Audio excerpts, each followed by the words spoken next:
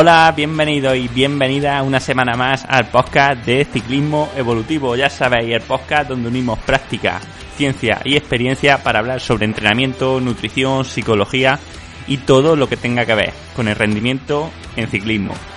Y en el episodio de hoy vamos a hablar de vosotros, porque vosotros, los oyentes, sois los protagonistas. Y es que vamos a responder algunas de vuestras dudas más frecuentes que me habéis ido dejando en el grupo de Telegram de Ciclismo Evolutivo. Así que sin más, os doy paso. Hola Manu, Federico de Argentina. Mi consulta sería: ¿qué test de campo utilizarías o recomendarías en caso de ciclistas que no cuentan con potenciómetro? Usan GPS y monitor de frecuencia cardíaca. Muchísimas gracias, muy bueno el podcast. Hola Federico, muchas gracias por tu pregunta. Bien, aquí discriminaría en función de si lo que quiero es ver mis zonas de entrenamiento por pulsaciones o donde se encuentran, digamos, mis principales hitos fisiológicos, por así decirlo, en pulso, sabiendo que va a haber cierta variabilidad, o si lo que queremos es comprobar cómo va evolucionando nuestro rendimiento a lo largo del año. Lo más frecuente suele ser lo segundo, ¿no? Utilizar estos test de campo para ver cómo estamos de forma. Para ello creo que, aún no teniendo potencia, lo mejor claramente es irnos lo más cerca posible de la situación real. Y eso consiste en hacer una subida, un esfuerzo a tope, en subida o en llano en función de cómo lo hagamos, pero en subida es mucho más fácilmente repetible porque no influye tanto el viento.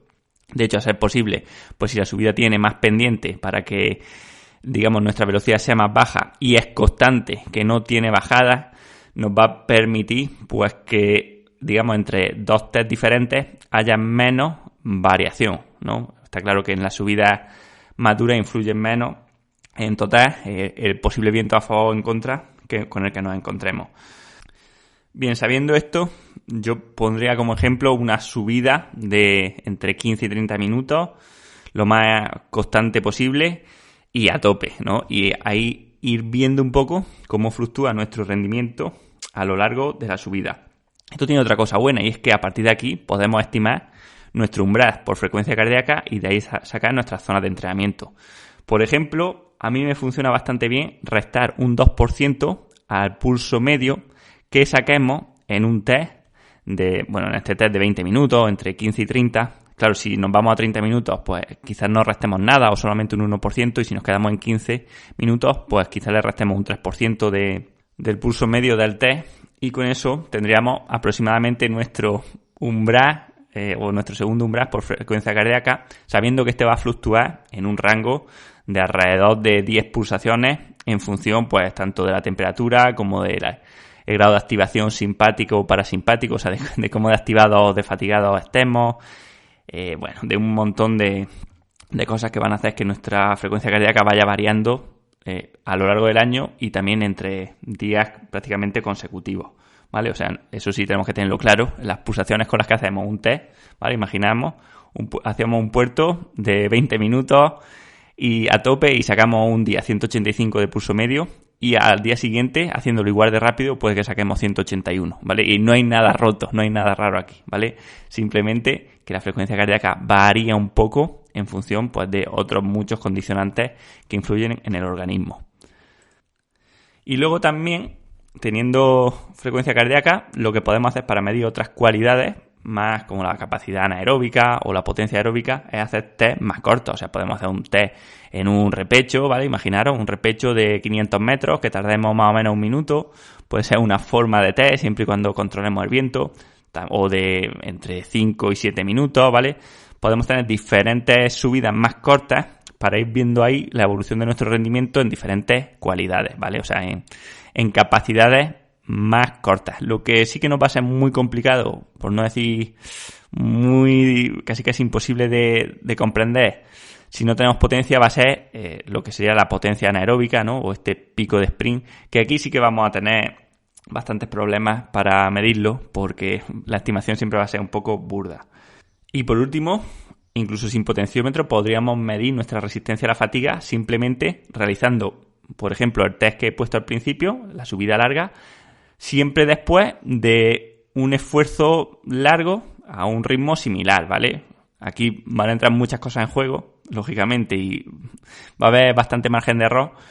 Pero imaginaros, si tenemos una ruta, entre comillas, fetiche, que nos tardamos 4 horas y tenemos un puerto en la tercera hora, pues si siempre hacemos las 3 primeras horas a un ritmo muy similar y nos apretamos en el último puerto, vamos a poder ver de forma más o menos precisa, ya digo, cuál es o cómo mejoramos nuestra tolerancia al esfuerzo continuado en el tiempo, ¿no? Lo que comúnmente denominamos fondo.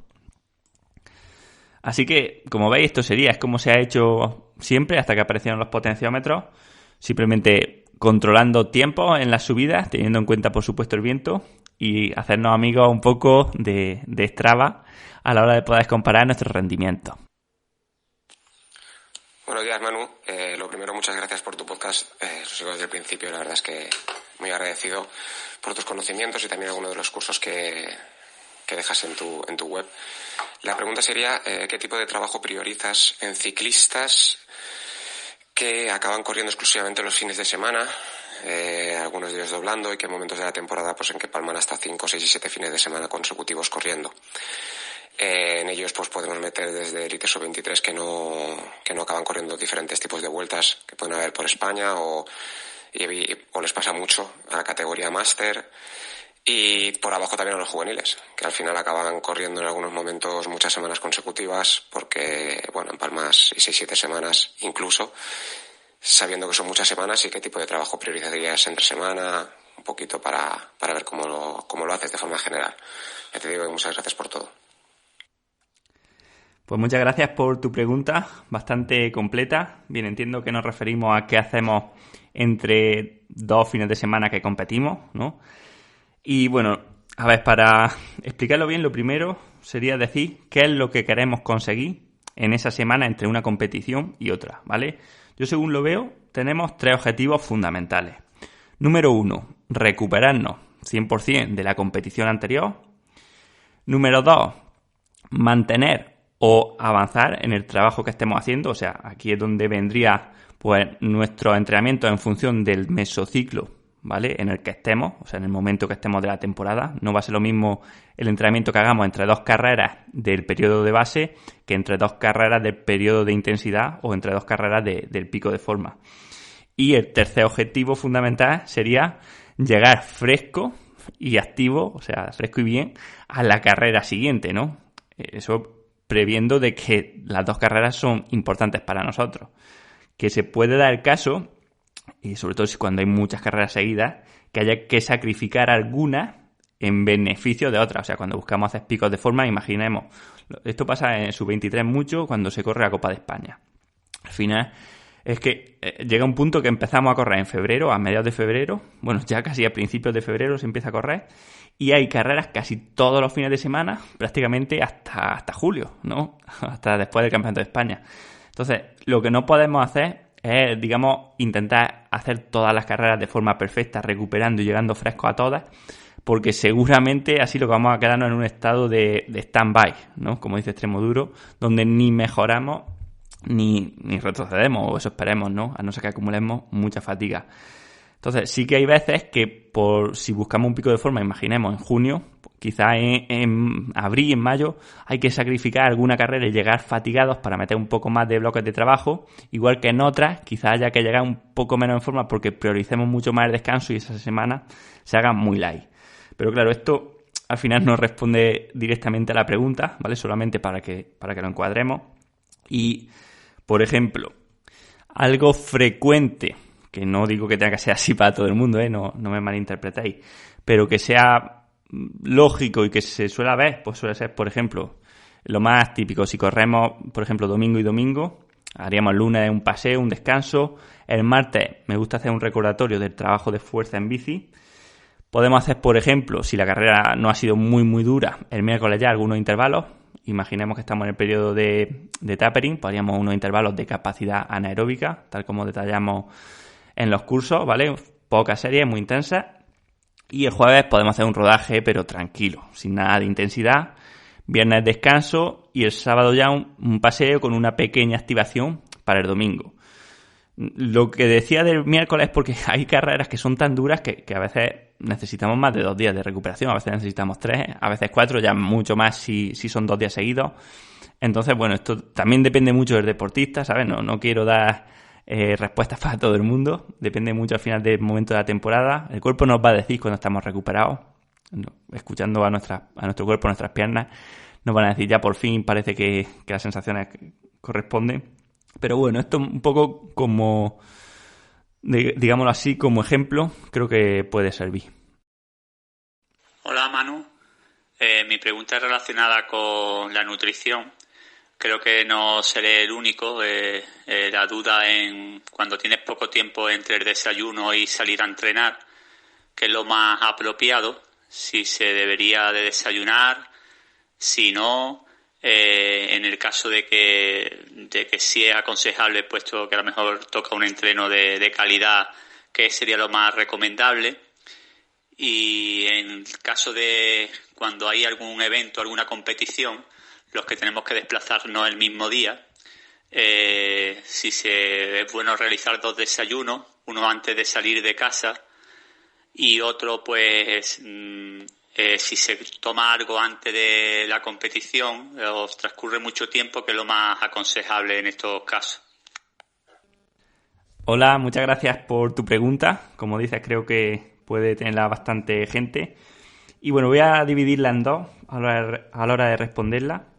La primera es qué pasa cuando tenemos poco tiempo entre desayuno y competición. Bueno, imagino que nos referimos a competición. Lo primero que tenemos que tener claro son 2 cosas aquí. Una es que debemos intentar salir a la competición con el estómago ya vacío, o sea, con el proceso digestivo completo. Si no, seremos carne de cañón para sufrir problemas digestivos. Y número 2, que el desayuno suele ser ya tarde para terminar de completar los depósitos de glucógeno muscular. Por tanto, las comidas más importantes deberían ser las del día anterior, ¿vale? Sobre todo, la comida y la cena del día anterior es la clave para que salgamos a la competición con los depósitos de glucógeno totalmente llenos. Mientras que el desayuno se debería limitar a reponer las pequeñas pérdidas de glucógeno hepático que hayamos sufrido durante la noche. Dicho esto, también va a depender un poco del tipo de competición o si es entrenamiento. O sea, si fuese un entrenamiento, ¿vale? Imagínate que queda a las 8 para salir con la bici y te levantas a las 7:30. Yo no desayunaría nada. Intentaría ir en ayunas y ir acostumbrándome a esa sensación. Lógicamente comiendo luego en la ruta, como normalmente, a partir de la hora y media, ir comiendo, también tomando tu isotónica, como haría normalmente, pero salir sin desayunar, puesto que ahí poco te va a aportar el desayuno. Incluso en gente que esté bastante adaptada a salir sin haber desayunado nada sólido, no habría ningún problema en salir incluso en una competición así. O sea, yo he tenido deportistas que lo han hecho sin ningún problema, de hecho han ido bastante bien, yo mismo lo he hecho. No lo veo un problema en tanto en cuanto lo que perdemos de glucógeno por la noche es bastante bajo. O sea, hice una vez un artículo explicándolo y era unas 100 calorías, ¿vale? O sea, es muy poco lo que se pierde durante la noche de glucógeno, puesto que la mayor parte del gasto que tenemos durmiendo proviene de la grasa. Y luego, si es una competición, ¿no? Por ejemplo, el otro día salí a la Ultra de la Iruela a las 7 de la mañana, ¿no? Y es tan larga y tan exigente que queremos reponerlo todo, incluso aunque salgamos un pelín pesadillos, puesto que es muy larga. En este caso sí desayunaría, pero teniendo en cuenta que conforme nos acercamos a la competición tenemos que desayunar menos cantidad. Yo aquí utilizaría la regla de los 90 gramos de hidratos por hora. O sea, si nos falta una hora para la salida, meteremos un desayuno de como máximo 90 gramos de carbohidratos. 90 gramos de carbohidratos son solamente 360 calorías y además intentaría, para favorecer la digestión, minimizar grasa, fibra e incluso proteínas, ¿vale? Si fuese 2 horas, pues estaríamos hablando de 180 gramos de carbohidratos antes de la salida, o sea, un desayuno pues de unas 700, 750 calorías, ¿vale? O sea, desde luego no son desayunos bestias como hace mucha gente. Y esto como máximo, ¿vale? O sea, yo intentaría tirar por lo bajo, ¿vale? Más vale cuando hagamos esto, cenar fuerte, quedarnos saciados en la cena, salir con los depósitos llenos y luego el desayuno simplemente un pequeño tentempié para reponer lo poco que hayamos gastado por la noche. Y en la segunda pregunta, el tema de los 2 desayunos es algo que también pasa a veces, ¿no? Que tenemos que hacer la inscripción, por ejemplo, de la carrera a las 10, ¿no? O a las 8, pero nuestra categoría sale a las 1, ¿no? Y esto es verdad que genera muchas dudas. Yo lo que haría sería un desayuno alto en hidratos cuando salgamos de casa, o sea, cuando nos levantemos ya por la mañana, porque como he dicho, al final, desde que comemos, ¿vale? Desde que tomamos la glucosa hasta que ésta se transforma en glucógeno, pasan unas horas. Entonces, quizás 3 horas antes de la prueba va un poco justo, ¿vale? Entonces, yo haría el desayuno en casa y luego unas 3 horas antes de la prueba comería también en función de las horas que hayan pasado del desayuno y también un poco del hambre que tenga, pero aquí aprovechando para hacer una comida bastante light en comparación con lo que haríamos si no hubiéramos desayunado y asegurarnos de que vamos a llegar a la carrera con el estómago vacío y los depósitos llenos, ¿vale? Al final lo que buscamos siempre va a ser depósitos llenos y digestión hecha. Si conseguimos esos 2 objetivos, pues tema precompetición conseguido. Otra cosa ya si debemos comer durante la propia competición en función de la duración de esta para ir previniendo las pérdidas de glucógeno. Hola Manu, una pregunta. Ante una prueba cicloturista, por ejemplo la QH, si la tienes en septiembre, ¿cuánto tiempo antes tendrías que afinar un poco el peso? 1 o 2 kilos. Hola, pues bueno, otra pregunta que hay que poner en contexto, ¿vale? Y es que el peso que nosotros consideremos que es óptimo para la competición, tenemos que ir acercándonos a él o mantenerlo, a ser posible, cercano durante toda la temporada, porque cuanto más trabajo dejemos para el final, más va a afectar esto a nuestro entrenamiento, ¿vale? Imaginemos, si nuestro peso óptimo son 70 kilos, no me voy a empezar a cuidar la alimentación y estar en 80 hasta julio, ¿no? Sino que voy a intentar durante todo el año estar cercano a este peso. Lo que ocurre es que cuando ya nos acercamos a valores de peso que son muy difíciles de conseguir porque conllevan un porcentaje graso muy bajo que es insostenible en el tiempo sin tener, digamos, problemas a largo plazo o pérdidas de fuerza o disrupciones hormonales, ¿vale? Digamos que, por ejemplo, un 9% de grasa con la fórmula de Follner es bastante difícil de mantener en el tiempo sin tener problemas. En cambio, un 10% sí que se puede mantener más o menos bien. Esto puede conllevar que en un deportista de 70 kilos estemos hablando de 1 kilo más o 1 kilo menos. Bueno, lo que solemos hacer casi siempre es intentar mantenernos en el peso más bajo posible durante la temporada, ¿vale? Mejor dicho, en el peso más bajo sostenible a largo plazo, ¿vale? Ese que no nos genera problemas, pero que es bajo, ¿vale? Y cuando nos acercamos a competiciones muy, muy importantes, con mucha dureza, ¿vale? Como imaginaros, pues una quebrantahuesos o un Balenciaga o una Vuelta a Portugal. Bueno, pues las 2 semanas previas hacemos un esfuerzo extra, esta vez sí ya de fuerza de voluntad, para bajar ese kilo que sabemos que, aunque no vamos a poder sostener a lo largo del tiempo, pero sí que nos va a poder servir para esta carrera, no vamos a tener problemas en mantenerlo durante 2 semanas, ¿vale? Y nos va a dar un extra de rendimiento. Lo que pasa, conforme va la pregunta, también creo que viene al caso de que nos sobre mucho peso, ¿vale? Y aquí, pues bueno, tenemos que saber que en función del peso que nos sobre, debemos dejar más o menos semanas, más un margen extra, por si las cosas no van como creemos, ¿vale?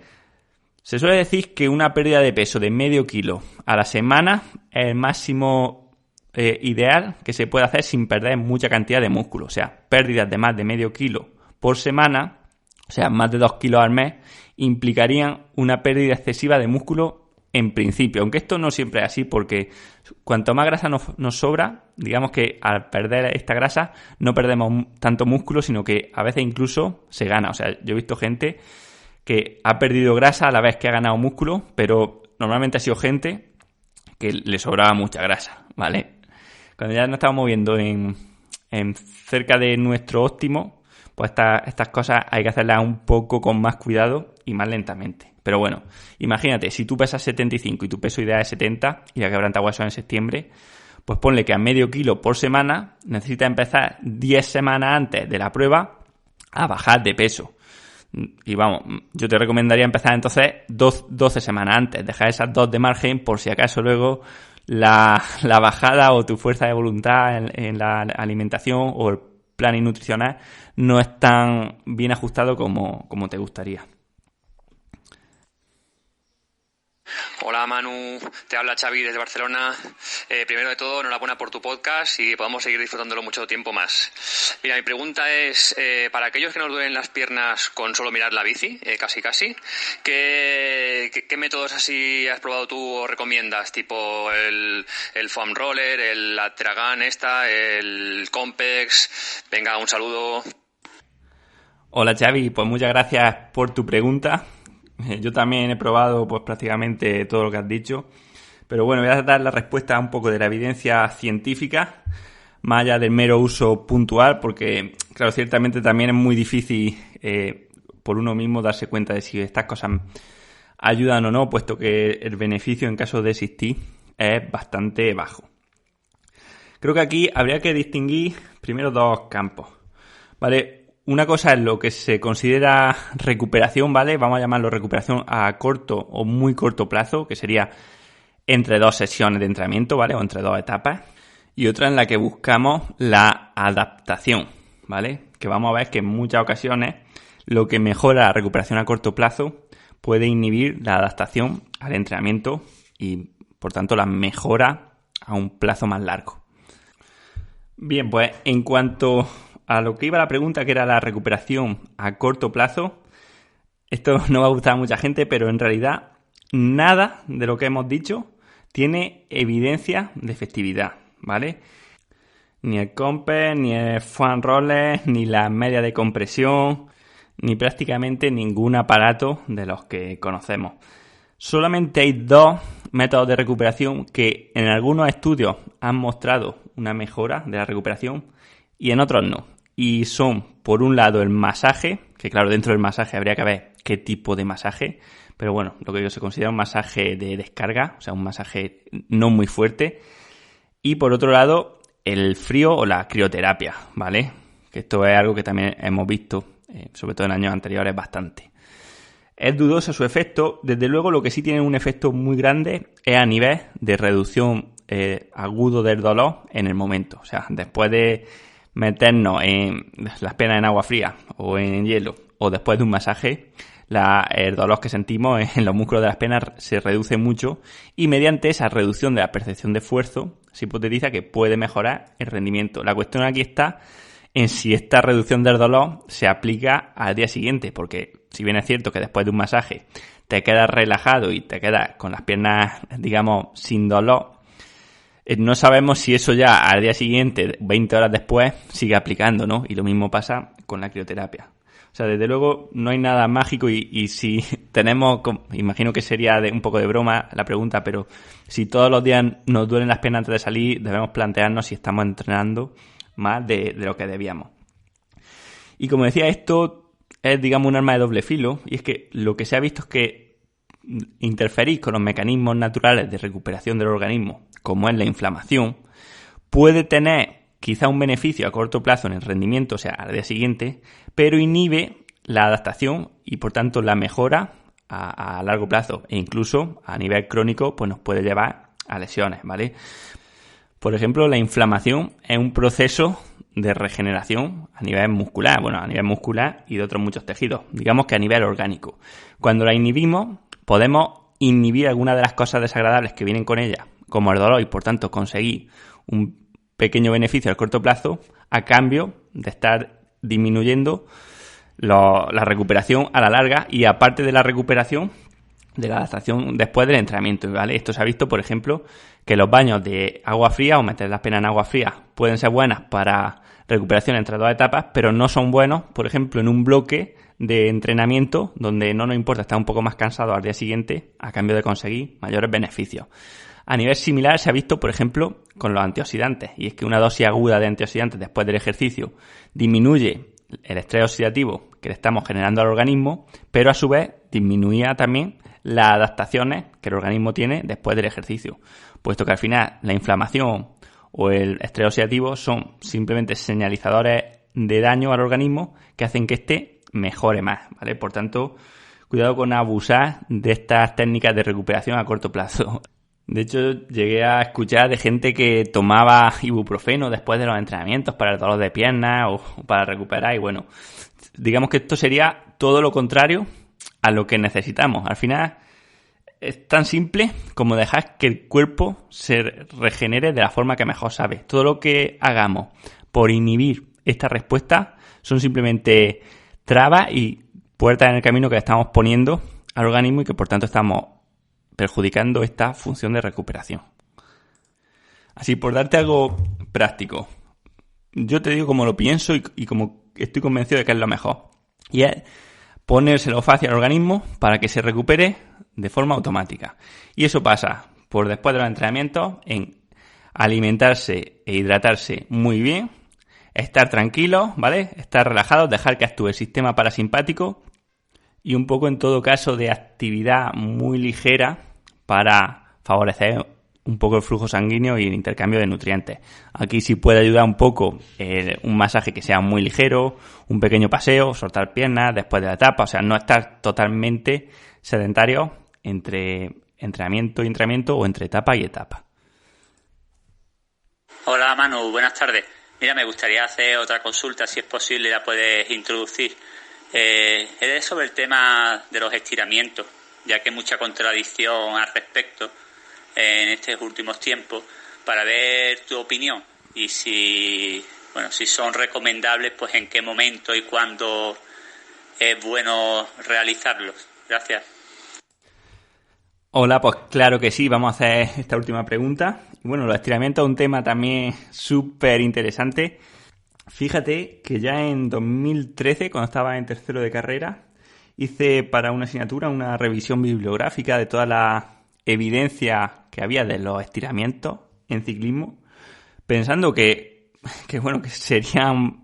habrían bastante más evidencia de la que realmente hay. Y es que realmente pasa casi al contrario. O sea, te voy a decir directamente las conclusiones, pero era que no hay ninguna evidencia de que los estiramientos ayuden a la prevención de lesiones.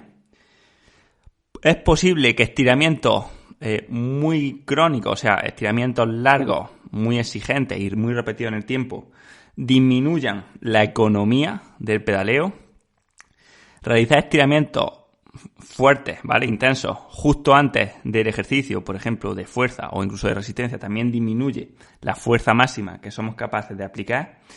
Y por último, estiramientos, como decía antes, crónicos, o sea, de 20-30 segundos repetidos a lo largo del tiempo, o sea, cada día, y esforzándonos hasta el punto de dolor, disminuyen también el stiffness, o sea, la rigidez de los tendones. Y esta rigidez está, ligada a la transmisión de fuerza que realiza tanto el músculo como el tendón, siendo una mayor rigidez dando lugar a una mejor transmisión de fuerza. Esto tenemos que entenderlo con el símil, por ejemplo, como si fuese un muelle, ¿vale?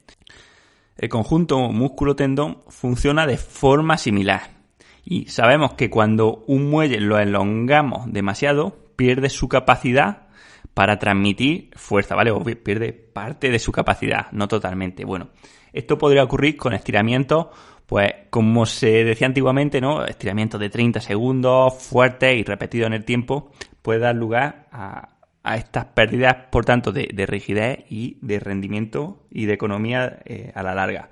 Pero normalmente los estiramientos que hacemos suelen ser mucho más cortos, mucho menos frecuentes y mucho menos intensos.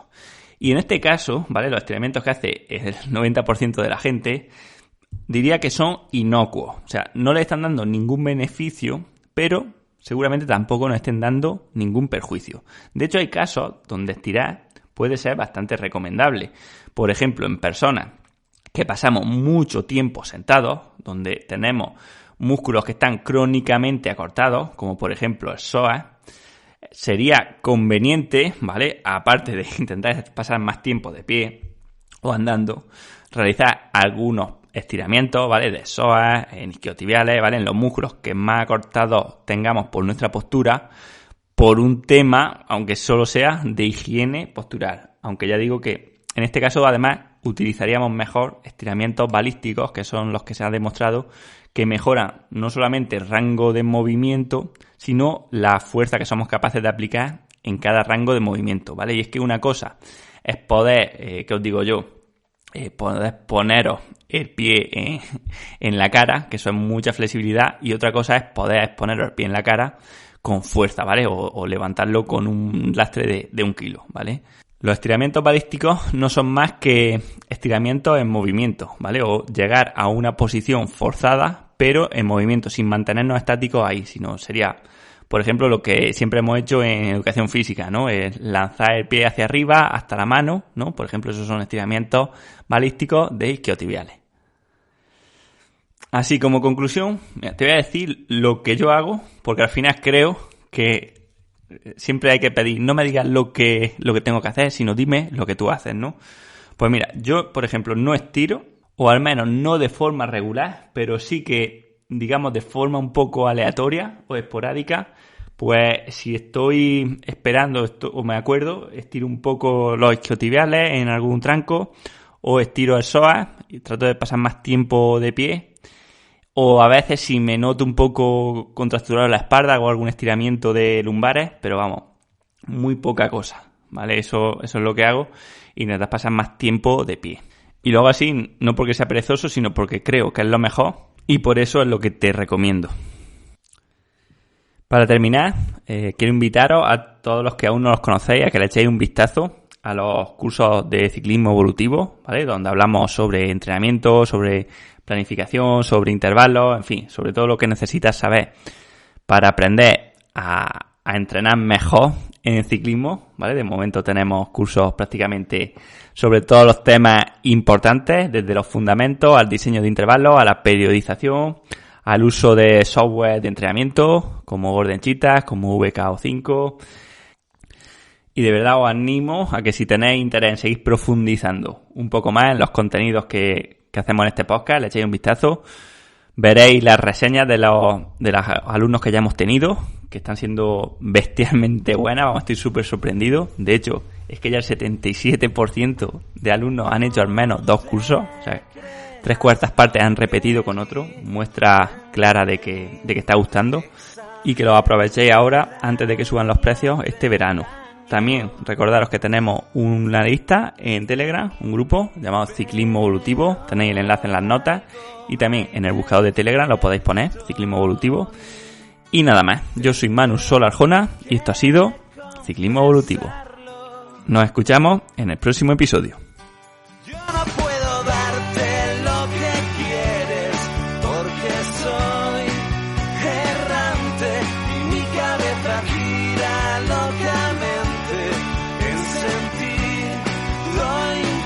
Al que lleva la órbita terrestre, y eso me hace equivocarme una y otra vez. Es tan fácil como comprender el principio del universo. Cómo conservar la nieve entre las brasas del incendio y no